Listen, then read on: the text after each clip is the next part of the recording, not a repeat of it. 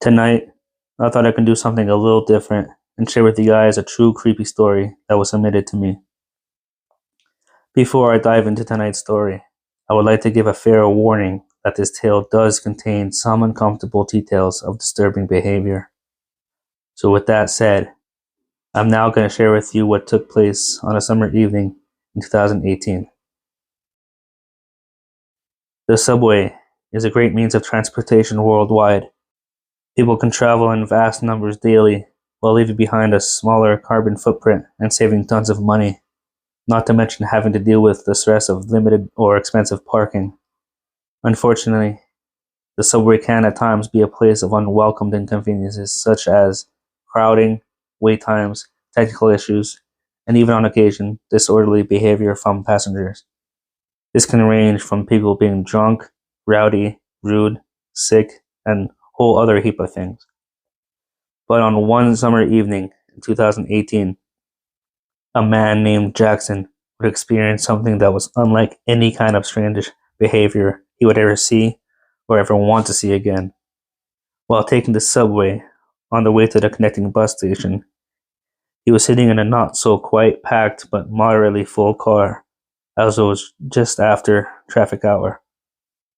He sat opposite of a three-seater that was empty at first, and no passengers stood directly in front of him, so he had a completely unobstructed view of those seats. After about 6 or 7 minutes of traveling, doors opened at a stop where a woman walked on, who completely caught Jackson's attention. She stood more than 6 feet tall on open-toed black heels. Her long, straight, jet black hair matched a long black coat and black skirt. She carried a large black travel bag and took her place in the middle seat of the seating arrangement directly in front of Jackson. Jackson tried to pay no attention to this person and attempted to remain casual and relaxed for the rest of the ride. As she sat directly in front of him, it was difficult to avoid noticing small and odd details, even while taking small glances so as to avoid rudely staring. He immediately noticed her feet, as those were the easiest things to look at without accidentally making eye contact. She had abnormally large feet, with a deep red nail polish on her toenails that looked like they were applied half-heartedly. He noticed that the color tone of the polish was just a little odd, a deep red with a hint of brown. The woman occasionally turned her head to look around, which gave Jackson, whose curiosity was aroused, an opportunity to quickly glance at her face. Her deep red lipstick, large, almost hooked nose, and scattered across her face what appeared to be large warts or perhaps even boils, riveted him. Her hands massive, and you guessed it, her fingernails adorned with deep reddish brown polish. The subway persisted in its travels. Passengers got on and off as it stopped at each station. 2 people sat down on either side of the woman. They didn't seem to pay any attention to her at all. In fact, it was at this point that Jackson felt a little bit embarrassed for looking at her in the first place. After all, she was just a person minding her own business, and it's not like Jackson hadn't seen a ton of strange people in the subway before. At this point, Jackson decided to try and completely divert his attention from the woman. He would suppress his curiosity for the duration of the trip. But that strategy ultimately failed miserably, and for a good reason. Because just as he determined to mind his own business, this woman, as tall as some basketball players, with blood red nail polish and matching lipstick, with large warts covering her face, reached down to open her travel bag. At this point, Jackson's focus intensified, and he watched her closely. The nearby passengers, too, were overcome with curiosity. This strange woman, in all black, would shift and shuffle through her bag, which appeared to be filled with clothing. She would dig aggressively, and it didn't take long for her to find what she wanted within. It was a pair of underpants. A pair not only noticeably for their size, but because they were covered in what looked like dry blood. She brought the underwear up to her nose and sniffed deeply as she rubbed them under her nose and across her face. The passengers on either side of her discreetly but quickly got up and walked away from her. Several passengers who stood also moved to the end of the car. On the other hand, Jackson felt himself frozen, unable to move at all. He was confused by mixed feelings of shock and disgust on one hand, and growing curiosity on the other. He was beside himself, wondering how a person can behave like this in a confined public space in front of dozens of strangers.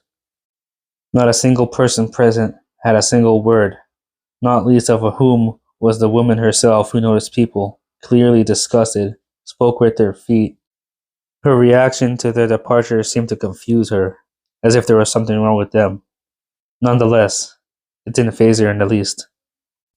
She just went back to the wild panty sniffing that seemed to induce a euphoric state, so much so that she began to shove the underwear into her nose, where she would draw in a scent with long, animalistic sniffs.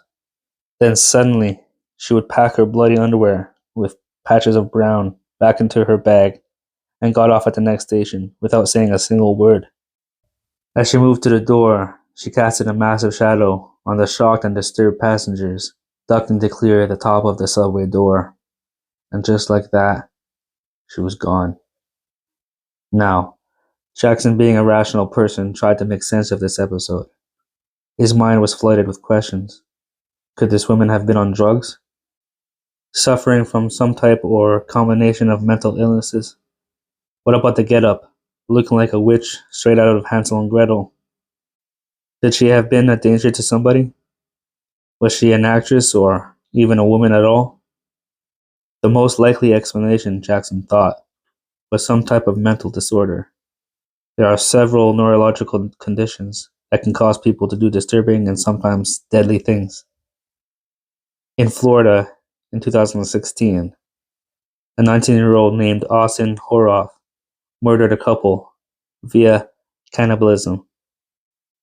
Psychologists would be dumbfounded as to how he could have been driven to do this, but one specialist named Dr. Resnick would assess the 19-year-old as suffering from a form of clinical lycanthropy, a condition associated with werewolves. Prior to this incident, Horoff's family would recall him making claims of demons speaking to him, believing he had quote-unquote superpowers and being half animal or half dog. Thankfully, the woman in Jackson's encounter didn't have a psychotic-driven episode, nor did she try to eat anyone. Nonetheless, questions still remained. Certain, however, is that on that summer evening, what Jackson and the subway passengers witnessed was very real and indeed disturbing. Equally certain was that Jackson was glad he'd never ran into that person again, a person he dubbed the Subway Witch.